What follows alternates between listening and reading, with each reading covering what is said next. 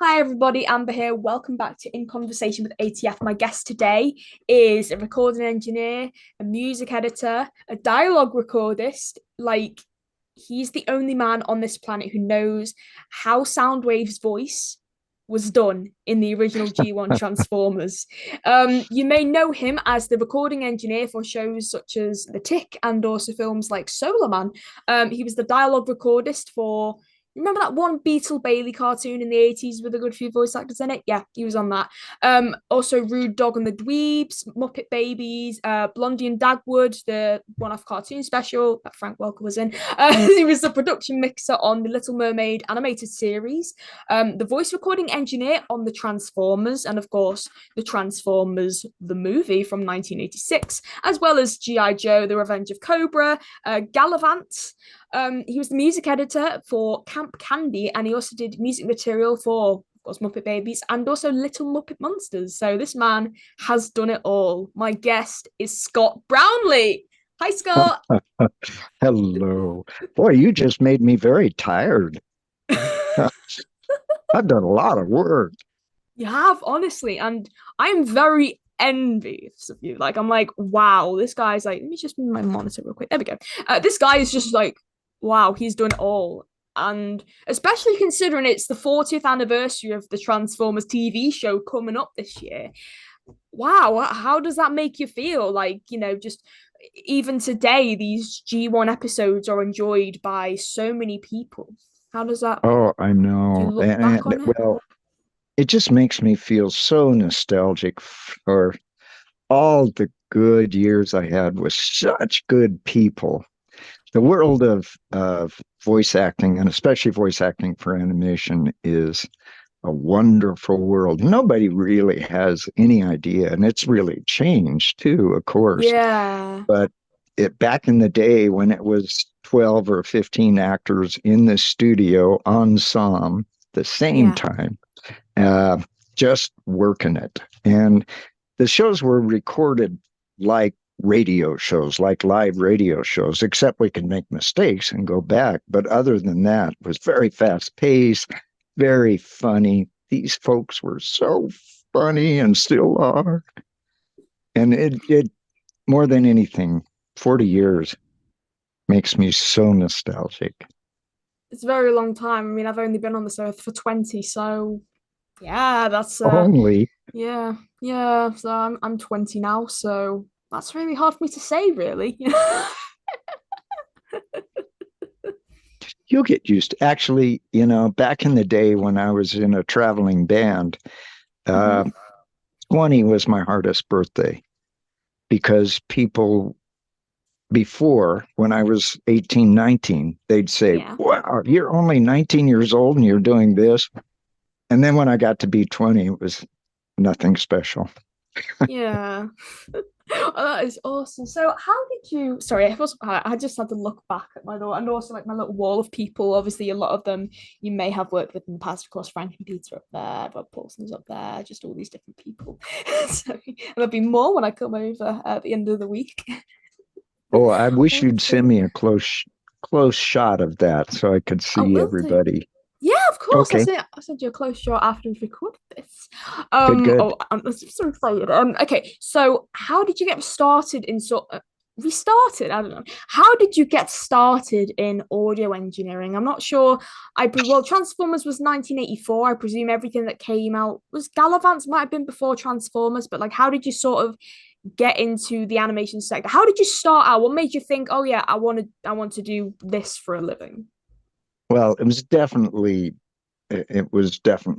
directed from outside of myself because I mentioned before I was in a band for 5 years and we were on the road and doing demos. Back then, the way you got a recording contract, which was the gold standard, was to record demos, send them off to A&R people in record companies, and wait for the rejection letters, and then going in the studio again and doing another demo. We did that for a long time, and 5 years on the road, the last two of which were one nighters.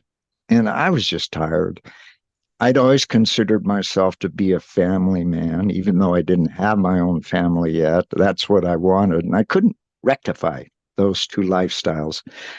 We got offered a contract from Columbia Records, and I went to my band and I said, I'm sorry, I don't think I can do this. It doesn't work for me. And so I was out of the band, and they weren't too happy with me, but they went on later, and a couple of years later got a recording contract.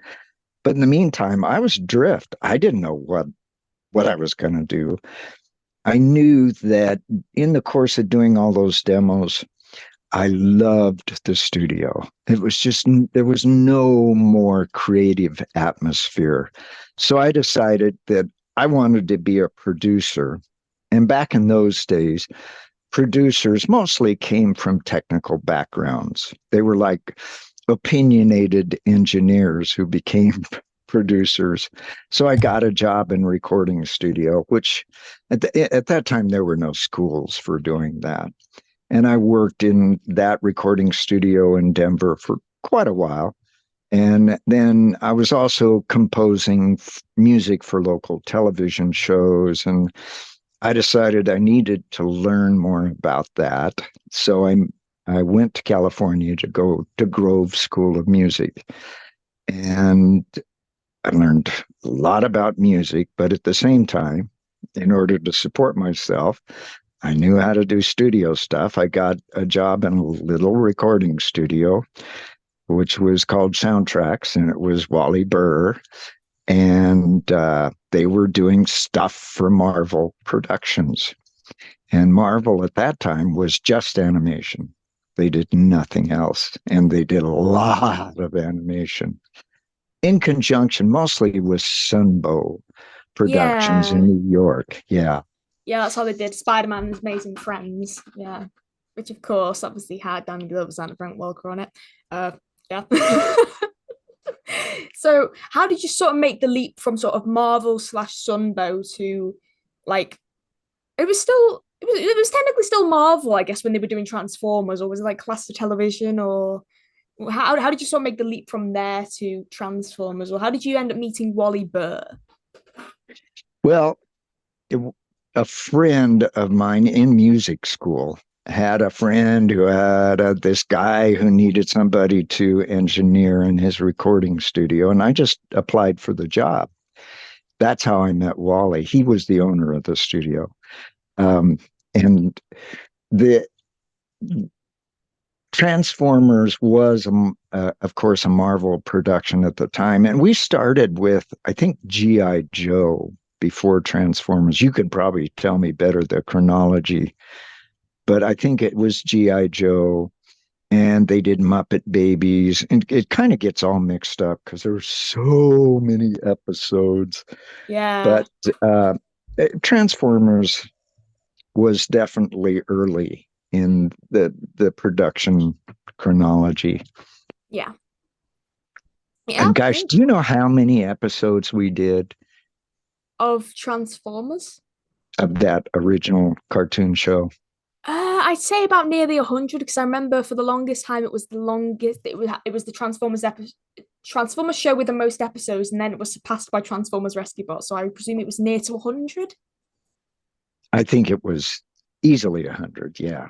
Yeah, I thought it might have been. But yeah, oh my gosh, like what a cast you're working with, like all these people who had come in, especially like, maybe sort of the bigger stars and everything. Of course, you've got Frank Welker and Peter Cullen, and then Michael Bell, Neil Ross, Greg Berger, and of course, like Susan Blue, who I've had the pleasure of meeting, and then these people like Roger C. Carmel, who came in for like the movie and the series 3 and stuff like that. Orson Welles, who did the movie. Like, apparently it was just Wally and Orson in the actual sort of booth area thing. Were you there as well, or was it just those two? I was there. That was a memorable Oh boy. session. Oh Oh, boy. oh my gosh. Uh, and maybe you know this, but Orson Welles had a horrible reputation in Hollywood as being brutal in the studio. Mhm. Because there was a recording that went around the industry where he was doing an ad for, I don't know, wine, and Yeah, the uh, French. Yeah. oh, he started just swearing about the script and about the director, and then he took off on the engineer and just railroaded over the top of this engineer. It was awful. It was terrible to listen to. Oh yeah, and the And so, frozen peas thing as well. He did. Yeah. so we were all Hmm. nervous when he was coming in, and Yeah. he most of the recordings were cast recordings where most of the actors were in the studio at the same time. But of course, Mr. Wells came in by himself. Well, not true. His chauffeur came in and his chihuahua came in. And the chihuahua sat on a stool next to him, and we had to cut out the panting from the dog. But in introducing himself to Mr. Wells, Wally Burr mentioned that recording and that he was a little nervous. And Orson Welles just kind of face palmed and he said, "Oh, that has haunted me for a good share of my career." It's, he said, I think he alluded to it being a bad day, and he just felt terrible about that recording. But we were still a little on edge. And we started into a rehearsal. And the rehearsal, rather than being a table rehearsal, it was on mic. And we started into his pages, and Wally was reading him in, and Mr. Wells stopped and he said, "You aren't line reading me, are you?" And Wally Burr went, "Oh, no, no, no, Mr. Wells. No, sir. I was just leading you in with the previous line." There was this dead silence, and he said, "So you were." And we went on with the rehearsal and kind of all breathed a sigh of relief. But then it came time to record. And let me see if I can find something to read here. That's not big enough. I should have prepared better for this. That's Okay. still. I'll do. I'll do the Pledge of Allegiance, which you may or may not relate to. But he would read like this: I pledge allegiance to. I pledge allegiance to the flag. I pledge to the flag allegiance to. I pledge, and he just would bounce back and forth. And Wally stopped him and said, "Okay, let's start at line 17 again." And Mr. Wells said, "Okay." And we rolled tape, and Wally slated it. He said, "This is line 17, take two."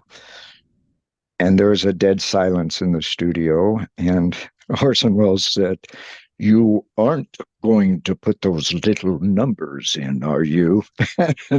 Well, no, Mr. Wells, I'm sure, as you know, those are slates, so we can edit later. And he said, "You aren't going to put those little numbers in, are you?" We said, "Okay." And he started reading again like that, just bouncing and just editing as he went, almost word by word. He was editing and going back. And it was a long session, but we knew that, of course, he knew exactly what he was getting and how it would piece together. And it was very long session. At the end of the day, the representative from Sunbow, man named Nelson Shin, I think, Mm-hmm. he said, "Scott, we're running late. Do you mind if we took this back to New York to edit?" And I said, "No, I don't mind at all," because it must have been brutal editing that. But he Yeah. was overall delightful and wonderful and professional, and just wanted to get the very best product. Awesome. And Oh, of yeah. course, Orson Welles was playing a planet. Yeah, I think it was one of his final film roles that he did before he passed away, and then started the whole rumor that because of how long the session was, Wally Burr ended up killing Orson Welles. So I hadn't heard that, but that makes me laugh. Yeah, I heard that was his last session.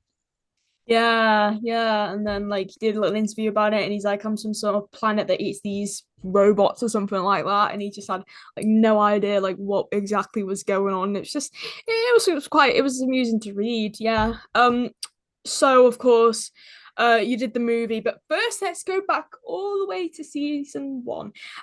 So starting out, exactly what was it like? Can you remember the first session that you did for Transformers?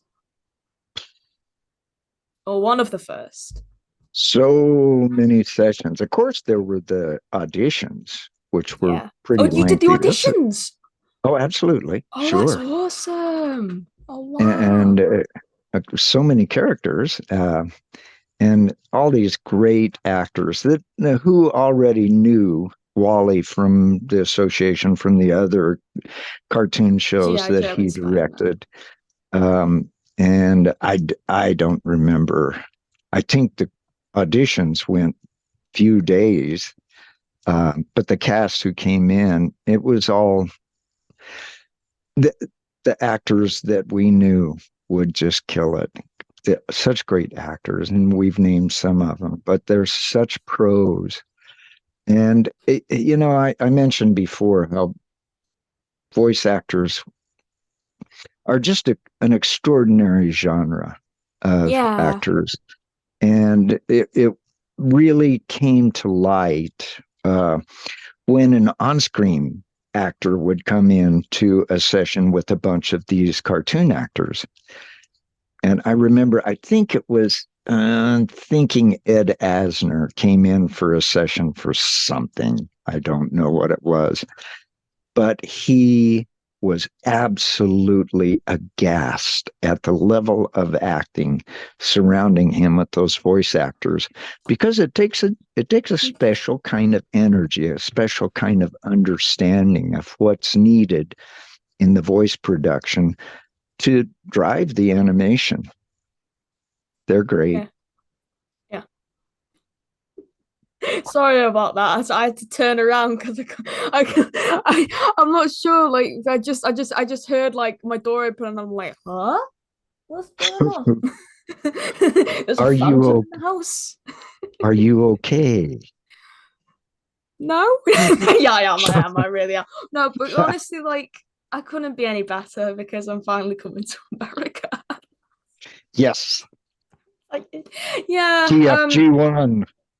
yeah, G1 TFCon. Yeah, it's a real shame that you can't be there. It would have been awesome for you to be there. Have you ever done any conventions before? I have not those kinds of conventions. And Nah. I come down to LA to teach at Loyola Marymount University every week. Oh, And that's Wednesdays. So I Wednesday. was Okay. tempted. Are you teaching on the 13th of March? Is that a Wednesday? Yes. I'm sure I am. Sure. Yes. Mm. I'm looking at my calendar here. That's why you see. I see Scott, just the name Scott. Oh, you do. You don't see my little. No, I uh think the camera switches off when you switch applications. Okay, but I thought it went to a meme of me. That's all right. But I'm just looking. Well, it doesn't matter. But yes, I'm sure I am Yeah, we'll have to meet up or something like back. that. We'll talk about it in a bit. But okay, all right, I've got to ask this. Okay. So of course everyone knows Soundwave. Now Soundwave's voice was really Frank Welker doing the sort of Dr. Claw voice. That's exactly right. Oh Yeah. my gosh, I didn't know you could do it as well. I can't do it. I'm just like, I'm trying to do it like that. I can't even do it. Like, it's just, can't even get it like right in the throat. But yeah, it's just like, it was then processed through like a sort of auto tune thing that made him sound very rhythmic. Of course, none of us know how this is done apart from you.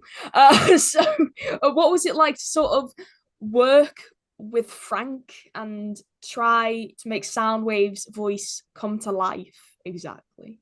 If you get what I mean. Well, the processing for The voice all of the processing, yeah. Transformers characters was so involved, and the studio would rent thousands and thousands of dollars worth of equipment every week to process the voices. And the aforementioned Nelson Shin had kind of an idea what he wanted, which was to have the sound of engines behind the robots. And everybody in the industry knew about vocoders, which were new at the time, but they can impose the articulation on any sound. But it sounded very robot-y because all the engine sounds was pretty monotonic. Yeah. So we also induced pitch shifting, which followed the pitch shifting of the original actor, so that the pitch of the motor, the diesel engine, would go up and down as the inflection of the actor did. So we mixed the original actor's voice in with that diesel sound that was processed with the vocoder and the pitch shifter. But Soundwave, Mr. Shin wanted something specific that was kind of musical. So I won't tell you all of it, but I will tell you that, as you know, the voice was, well, the reason I mentioned the other voices, we needed something that had no pitch in it at all, because we wanted to have the chords behind his articulation. So that's where somebody got the idea, well, Frank Welker does that Dr. Claw, which really has no voice in it, but it has a lot of articulation. And that made it perfect for imposing that articulation on top of the chords. And I just played the chords that we wanted, kind of with the inflection that we wanted, and then vocodered that, and that's enough. Well, thank you for explaining. Yeah, that really does. Wow, it's just so cool to see sort of an insight into how the Transformers voices were made, because me and my friend were watching a few episodes the other night, and you could tell, especially Jack Angel as Astro Train, like you can hear his normal voice talking, but then you can hear like another track underneath that has been pitch shift up. So they're like talking. It's kind of like it kind of sounds weird, but then you've got Arthur Burkhart, who is Devastator, and his tracks are layered to prove, because Devastator, obviously it's like 5 of the Constructicons built together, so it's layered to make it sound like it's more than one voice. And I love that. I really do love that. That's so you awesome. Figured a lot on this, haven't you? I've done my research, I've done my homework. Oh, that is awesome, Scott. Wow. I'm just astounded that I'm talking to you right now. I really am. That's nice of you. You're welcome. I've got to ask as well, working on the Transformers movie, of course, working with some of these people, aside from Orson Welles, of course, you've got like, George Nelson and Robert Stack and Lionel Sander, all these voice actors who had never done Transformers before, but were only coming in for the movie. What was it like to sort of like sit on the sidelines and watching Wally Burr do that sort of thing? That was really fun because, like I said before, the on-camera actors really had gained a huge amount of respect and appreciation for what cartoon actors usually do, but they slipped right into it. A lot of those actors come from kind of over the top shows anyway, but Yeah. they slipped right into it. And Wally was very instrumental in getting them to understand what it takes to do voiceover for animation. It's an added energy that most people don't understand. Yeah, yeah, and of course these other newcomers who would then obviously go on to voice their respective characters in the TV show. We've got Susan Blue, John Machita Jr., which when I first interviewed him, I found out that the character Blur was created with him in mind. They were like, yeah, we want him and we want John Machita to voice him. He was essentially like celebrity casted because at the time he was known for being the world's fastest talker. Now I do remember that. Yes. Yeah. Yes, Yeah. And yes. he was the world's fastest talker. I know, and I'm gonna be seeing him next week, and I tend to talk really fast, and it's just gonna be meeting him is just gonna be so surreal because my parents always say I talk too fast. Like, Amber, you need to slow down. I'm like, no, I do not need to slow down. I have speech of what exactly what I want to say. I can talk fast when I want to talk fast. Yeah, so I can't do it very long though, but honestly, just wow, what was it like obviously to work with John Machita Jr.? Was he too fast to keep up with, or how did you No. process Blur's voice? Um, I do not remember specifically. Most of the Autobots and the what's the opposite of the Autobots? The Decepticons. Decepticons went out of my head. Their their processing was mostly the same, except for Soundwave, of course. So I don't remember specifically processing his stuff. What about Wheelie? Because he had a bit of a unique voice. Frank Welker, the little annoying rhyming Autobot. I'm not sure if you remember, but like, he rhymed with every sentence, and he had like a really weird, like sort of high pitched nasally voice. He was Yes, orange. Yeah. How was that? How was that done, or do you not remember? I'm sorry, I don't. I think a That's lot of okay. it That's was okay. That's okay. it That's was a really long not. time ago, woman. Yeah. Oh my gosh. Like I'm Um, just thinking, 40 years. I still can't believe but I that. To think be a fair. lot of it was just the way he originally produced the voice. Yeah. He has such range. Man, that man, talent to the depths of him. Oh my gosh, you know what? You have just inspired me for what I'm going to ask Frank at his panel at TFCon. Now. Please give Um, him a big hug for me. I will do. I will do. I'll Oh, have to tell you a little of the story about the progression of how I came to move to Washington. Spokane, Washington is where well, we of are. of course, yeah. You can tell. We You we tell me about that. okay, we started at Wally's. We did a little bit of Disney material, and I can't remember what the shows Yeah, were. Little But Mermaid was one of them. Yeah. yes, but at the time with Wally, I don't know which shows, but uh, Disney asked me to basically move away from Wally and work independently for Hmm. them.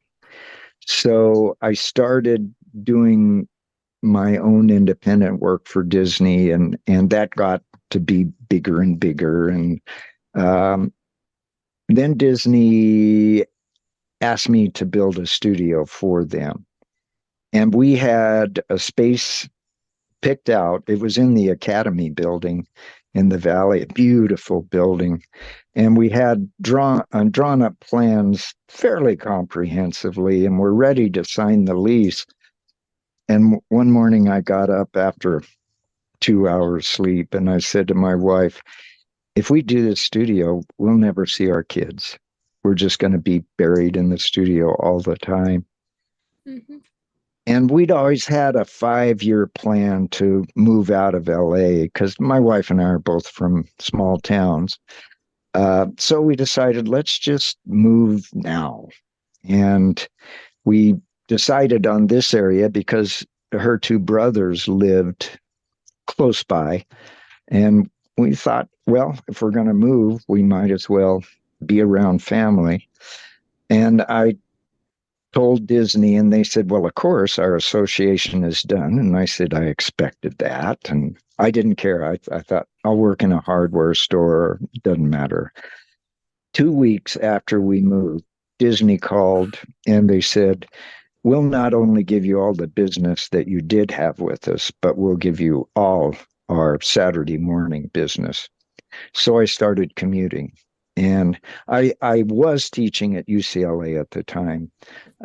So I continued teaching it at UCLA, doing the business with Disney and spending 18, 20-hour days for a week or two at a time down there. And then I'd come back home. And that was kind of it was the end of thinking about building a studio. But I kept working for Disney for 2 or 3 years after that, doing so many shows. Oh, that is awesome. And I've just remembered because you're in Spokane, yeah? Um, yeah. In Now I is it have to tell you, we could tell you ain't from around here because here we pronounce that Spokane. Spokane? All right, sorry, I do Yeah. apologize. Um, there's a place. Okay, do forgive me if I don't pronounce this right. Tukwila, Tukwila, Tukwila Yes. in Washington. Yes. Yeah, that's a Ah, ways from here. right. Okay. Yeah. So, we were talking about Bill Scott before. For those of you who don't know at home, Scott has actually met and worked with Bill Scott, but it was a very long time ago. There is a Bullwinkle's restaurant that is still on operation in No kidding. yeah, and it's in Tequila. Is it? I am saying it right, aren't I? I think Oh, it's Tequila, but I Tequila. don't know. Oh, well, It's but there. indigenous.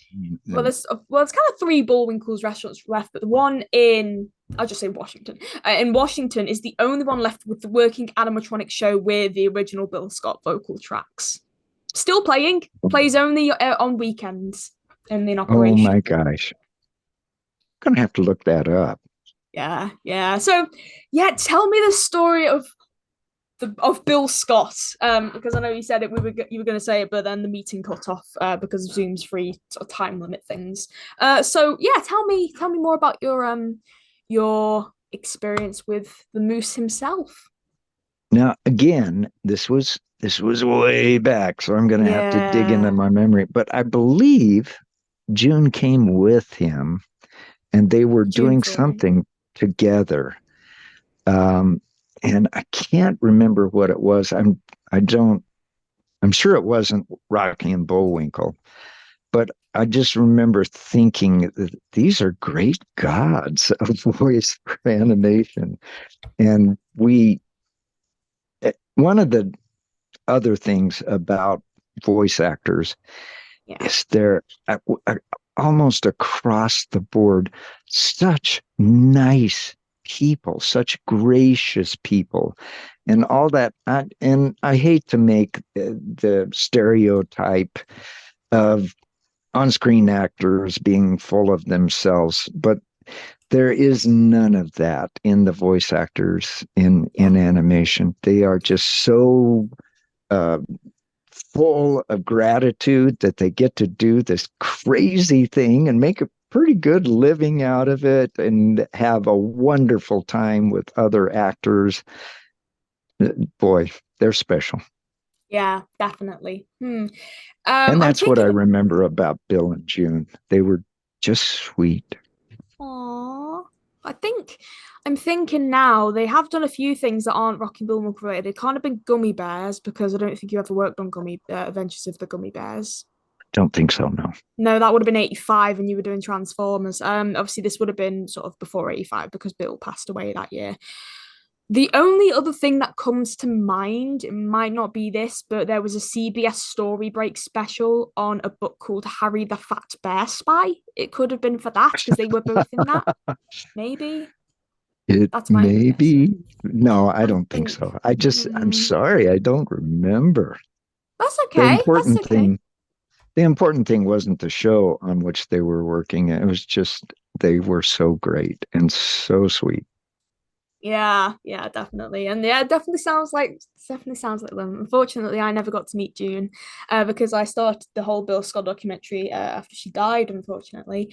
But from stuff that I've heard from her co-stars, just she seemed like a wonderful woman, and I'm so glad you got to work with her. Mhm. It was, oh, I've had so many great experiences with so many people. Oh yeah, I bet. Honestly, I'm just so jealous of you. Like, wow, just like looking at your IMDb, and then like you went on to do Muppet Babies. Of course, this was like post Transformers, Rude Dog and the Dweebs. Oh my gosh, just you did the Tick. Oh my god. It makes me laugh because in both film schools in which I've taught, the animation students just about bow down to me because of my work on Transformers. They just can't believe that I worked on Transformers. And the other one is The Tick. Those are the two shows that all my students know about. Well, that is awesome because I do remember, yeah, because I remember now. The Tick had three of the Mutant Ninja Turtles in it. Of course, you had Rob Paulson, Cam Clark, and Townsend Coleman. So they're on my wardrobe as well. So yeah, such lovely guys, honestly. Right, I've got to ask Scott. Uh-oh. What sort of stuff have you been working on since the 90s? Because IMDb doesn't really list anything like after sort of the 90s going into the 2000s. So I was going Right. to ask, what have you been up to in the past 2 decades? That's a good question because after we moved up here and then I started doing the commute and continued working at the film school at UCLA, um, I think I worked with Disney for another 2 or 3 years, somewhere in that vicinity. And Disney has a reputation in the industry of being, well, I think that I won't say it the nice way. They have a reputation of being people eaters. Because one of the agreements that I had with them in working with them is that they wouldn't give me in title credits. And I didn't care. I thought, you give me the check, I'll be really happy. But part of that was mixed up with the union, and it's silly, and all that got straightened out. But I was working so many hours, and they wouldn't let me hire anybody to help. They wanted me to do everything. So I just I was getting burned out. But one day they called, one Friday, they called and said, we won't be continuing Monday. And no explanation or anything. So, of course, I was just devastated. That was my identity, that I did all this work. And then all of a sudden it got chopped off. It took me a while to get over that. But Yeah. I was so thankful after that because I realized I would have been a dead man in another year or two of that intensity of work. And it was fine. I continued working at UCLA and then started working at Loyola Marymount, and those two overlapped for a few years. But I'd already been doing the commute, so it wasn't hard. Um, and then I retired from UCLA and continued with Loyola Marymount, but no industry work. I Hmm. just dropped something very important. I don't care. Ah, that's all right. Yeah, you can pick it up if you want. I don't mind. If it's important, then it must be, very, Mm. I was gonna say, so what are you up to now? Are you just doing the teaching that you said you're doing at the Loyola? Ah, I said it right there. That was Loyola, good. yeah, University in Los Angeles. Is that all you're doing at the moment, the teaching, or are you still doing anything to do with Loyola Marymount? I do apologize. Or are That's you really doing good. anything to do with, voice recording engineering? Not a lot. We had a friend who's a voice actress move into the into Spokane, and I built a nice recording booth for her to do her voiceover work.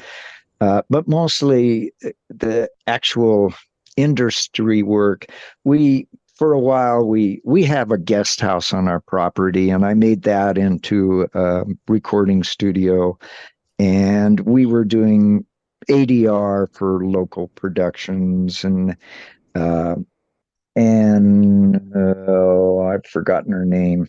I'll remember it later. But she had a television show on a network, and so she did a lot of ADR in our place, and she loved it because there was an open window in kind of an adjoining room, and one of our horses would always come in and stick his head through the window to watch her ADRs. She loved that.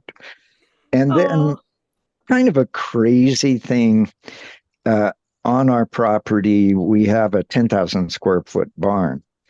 And when we moved from LA, we had a couple of horses, and they were raised in California, and we knew they wouldn't do well in the winters up here. So we needed a barn. And literally, this property is the only property we could find with a barn, but it was 10,000 square feet.